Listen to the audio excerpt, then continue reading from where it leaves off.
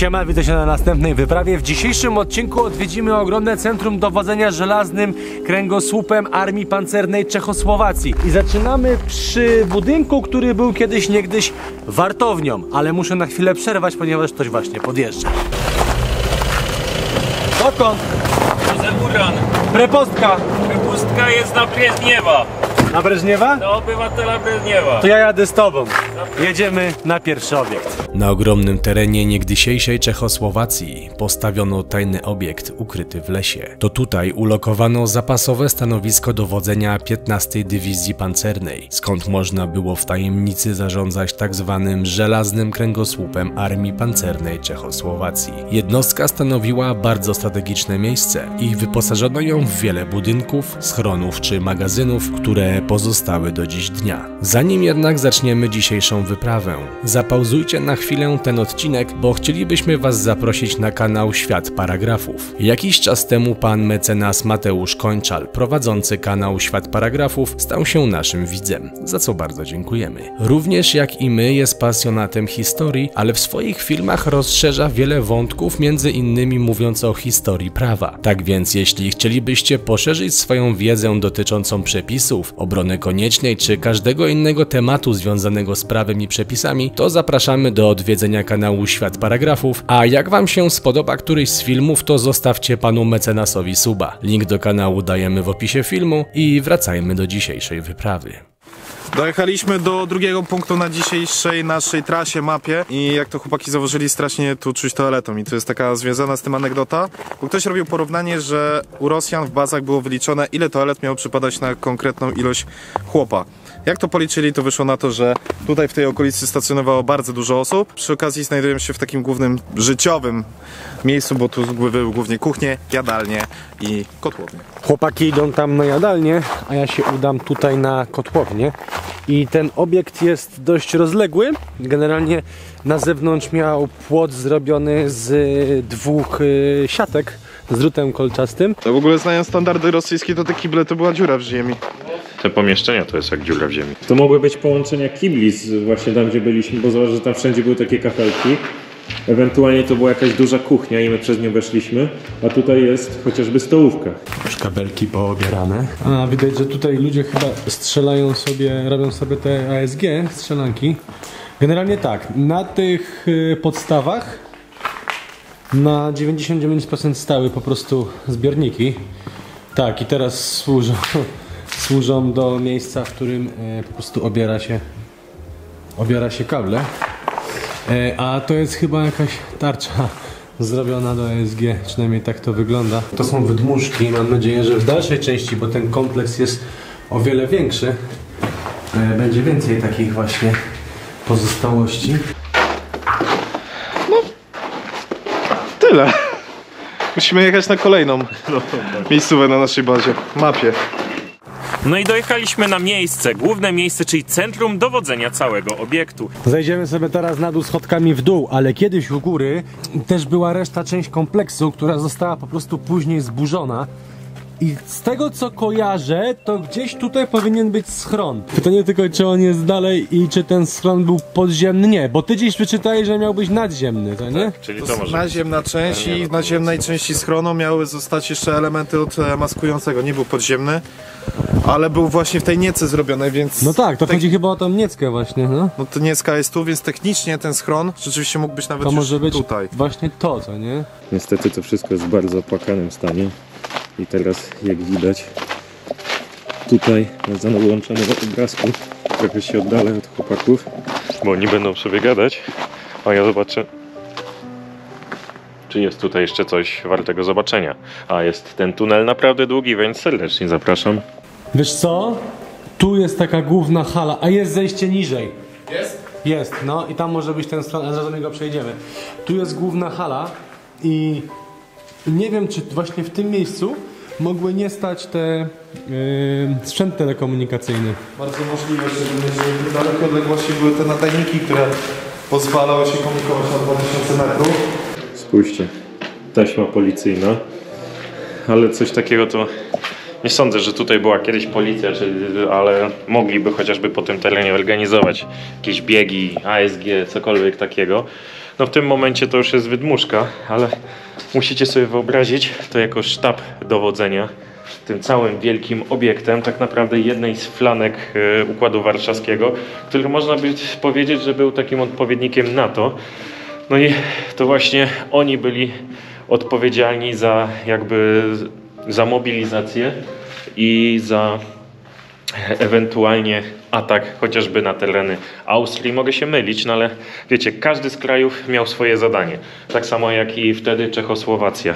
A tutaj była właśnie, można powiedzieć, sztab główny tego żelaznego kręgosłupa, czyli Nic czego innego jak właśnie opancerzonych samochodów, czołgów i tak dalej, i tak dalej. Zobacz, że na dole są takie kable, takie koryta na kable i tu mogły po prostu stać te wszystkie sprzęty, tak? W takich boksach, że tak powiem. To miało ręce i nogi. Właśnie nie widziałem zdjęć, jak to funkcjonowało jeszcze. Na pewno w tym sztabie dowodzenia kiedyś znaleziono mapę Europy, taką nazwane to plastyczną, ale to było tłumaczenie. Znaczy chodzi chyba o 3D, że mogła być taka animowana, że tak bo powiem. to tłumaczenie, wiecie, nie zawsze działa w 100%. A no widzicie, jak to wygląda, po prostu przez 30 lat zostało zniszczone, spalone. Zobaczmy te podziemia. Tak, właśnie zobaczmy, bo wiesz, wydaje mi się, że tam było takie wejście jak do schronu. Zobacz, tu znowu jest ta taśma. Wistup jest napisane, nie wiem co to znaczy. Wistup? Wistup, no. Plestokage Explosives.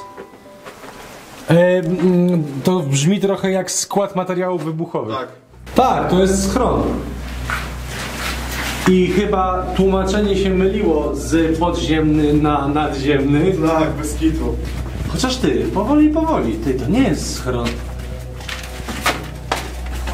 Ty, to wygląda jak skład... To wygląda jak winda. Ty, tam jest znak radioaktywności. No co ty? Bez kitu, tylko pytanie, czy to... Uważaj na podłogę, bo się zagięła. Ty, ale to jest jakaś strasznie dziwna konstrukcja. Ja to widzę pierwszy raz. I to wygląda jakby w ogóle było obrotowe. Weź, zatrzymaj się na chwilę, patrz. To jest tak wgięte, jest półokrągłe. To jakby takie mega żelazne... To wygląda jakby mogło się tak obrócić w ogóle o 180 stopni i zamknąć. To jest jakby kopuła. Tak, jakby była taka jedna wielka piłka w środku, która się obraca, co nie? Szukam jakichś mechanizmów na potwierdzenie tego, ale... Mogły być hydraulika u góry, wiesz, bo są rury przeprowadzone, widzisz? No, od twojej strony lepiej to będzie widać, bo jestem po środku. Nie, no tu nie ma nic. Górą jakieś kable wystają, tak, ale... Strasznie dziwne to jest. To wygląda tak jakby ta część się przesuwała, wiesz? No tak jest. I tu jest luz w ogóle, patrz, tak jakby tu wchodziło w ścianę jeszcze. Nie wiem, dziwne to jest strasznie. Ale w ogóle nie spodziewałem się tego, ale... Ja też nie, pierwszy raz takie coś widzę. Ale wiesz co, chyba ten znaczek promieniowania, to chyba ktoś sobie tak namalował dla żartu. Tak, jest naklejone na tam kulki od ASG, więc po prostu ktoś robi klimat, ale... Kurde, jest... Ty, stary, to jest długie, wiesz? Jakby jedna tylko taka anegdota. To były przegrody, one są teraz po prostu odcięte palnikiem na złom, ale to nie jest taki schron jakiś przeciwatomowy albo coś takiego. Raczej bym powiedział, że... Schron, dawaj do nas! Jak zwykle te włazy. Na początku wchodzisz, później ta komora jakby ciśnieniowa i przejście do samego schronu. I tutaj się robi już dużo ciekawiej. Patrząc jakby na konstrukcję tego schronu, to tak naprawdę znajdujemy się w jednej wielkiej, okrągłej rurze. To jest po prostu zwykła rura. Ona raczej nie była w żaden sposób odporna na jakieś mocniejsze ataki. Chociaż, biorąc pod uwagę to, co było napisane na zewnątrz, to mógł być to nie tyle co schron, ale skład broni. Amunicji mam na myśli. Szczególnie, że weź pod uwagę jedną rzecz. Nie jesteśmy pod ziemią. No jesteśmy pod ziemią, ale nie jest to głęboko, że... To jest płytko. Płytko to... I czytaliśmy w historii, że były maskujące te uchwyty, żeby zakamuflować, więc zadaniem tego nie było przetrwanie ataku, a ukrycie się przed atakiem. Na zasadzie, gdyby coś było, to po prostu chować się tutaj i przytrzymać potencjalny naród. No jest na przykład wentylacja u góry pociągnięta, tak? Tu też była jakaś gruć, która się pewnie zamykała.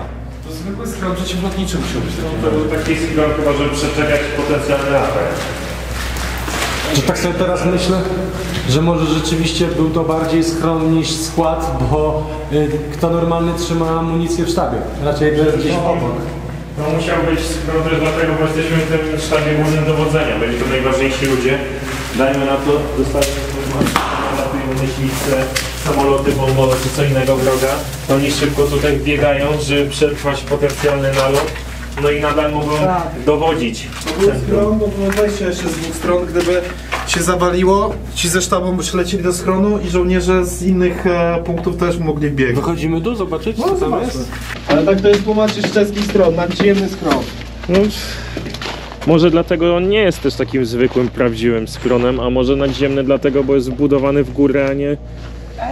Chyba wiem, gdzie to prowadzi. Bo tu miała być czwarta na mapie studnia głębinowa. Czyli do tej studni przeszliśmy teraz? Nie zdziwiłbym się. Ty, rzeczywiście mogliśmy przejść pod naszym samochodem i iść do studni, choć nie wiem, czy to ta strona. Kojarzy mi się to, jak kiedyś chodziliśmy gdzieś w okolicy Rize chyba. I też taki budynek stał kompletnie nie z gruchy, ni z pietruchy. Ta, studnia. Tak, jest to. To jest studnia, no. Jest jedna taka głębinówka, wiesz? I dronem tam polecieć? To jest jakieś 20 cm w dół. Wydaje mi się, że tam... Tam jest jeszcze jakieś przejście. Nie, tam wystają rury. Tutaj mógł być po prostu zawór. Ale tak, w tamtą stronę, o tu dokładnie jak te rury idą, tam idzie do bazy, no. Jest pomysł, żeby się rozdzielić. Mamy 4 punkty do odwiedzenia. Za naszymi plecami, podobnie jak sztab dowodzenia, budynki zbudowane w Nicy, które służyły głównie jako łączność. A o szczegółach powiemy trochę później. 7 to składowisko ropy, oleju napędowego, ponieważ ta baza była samowystarczalna. I 8 to kolejna wartownia strażnicza, więc pytanie, kto gdzie chce iść. Ja mogę iść tam najdalej, nie ma problemu. Ja mogę i tu, i tam, i wszędzie. Ty też. No to wszyscy idą wszędzie. To nara. Wiecie, bo my też tak mówimy, żelazny kręgosłup, żelazna pięść, ale o co tak naprawdę chodzi? A mianowicie chodzi o to, że za czasów Układu Warszawskiego Czechosłowacja miała dysponować i uderzyć największą siłą pancerną. Już nie pamiętam, w jakich to było liczbach, ale to były jakieś tysiące czołgów, które po prostu miały się takim żelaznym walcem przetoczyć przez NATO. Tak, dokładnie, przez NATO. Ja odchodzę jeszcze kawałek dalej, bo chyba te takie pozostałości to jeszcze Łukasz. Swoją drogą ciekawe podejście, tutaj jakiś właśnie budynek łącznościowy, czyli ludzie odpowiadający właśnie za komunikację i tak dalej, ale już konstruktorzy nie przewidzieli dla nich schronu. Najbliższy schron jest jakiś kilometr stąd, właśnie tam przy sztabie dowodzenia, więc oficerowie mieli zabezpieczone sobie właśnie jako takie bezpieczeństwo, no a już łącznościowcy musieli albo dobiec do schronu, no jak nie zdążyli, no to cóż, u nas ludzi mnogo. Sztab łączności radiowej, czyli to właśnie stąd prowadzono rozmowy poza terenem tego obiektu. Jak pewnie zobaczycie, ponieważ Kuba poszedł w tą stronę, jednym z elementów tego obiektu jest wielka antena, ponieważ na zasadzie to było połączeń jakby krajów i kontaktów ze sobą krajów Układu Warszawskiego. Chociażby stąd można było prowadzić rozmowy na około 2000 km, czyli można było prowadzić rozmowy z nikim innym, tylko z Moskwą. A oprócz tego z innymi krajami, które były w Układzie Warszawskim. Przez chwilę w ogóle myślałem, że to jest, słuchajcie, podstawa do anteny, taka betonowa, ale nie, to jest schron. I jest już dobrze zawalony syfem. To jest ultra wąsko, ale przejdziemy, czekajcie.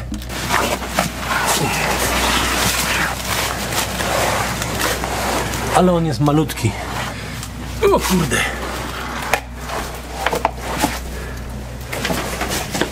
Tak. Kilkuosobowy schron. Tutaj zrobiony w takim nadproże z po prostu dwutełownika takiego stalowego. I tutaj ta szczelina jest idealnie ustawiona na wjazd. Tam jest zapasowy wjazd, więc jakby ktoś się przedarł, a tutaj jest zakręt, na którym musi zwolnić, idealne położenie.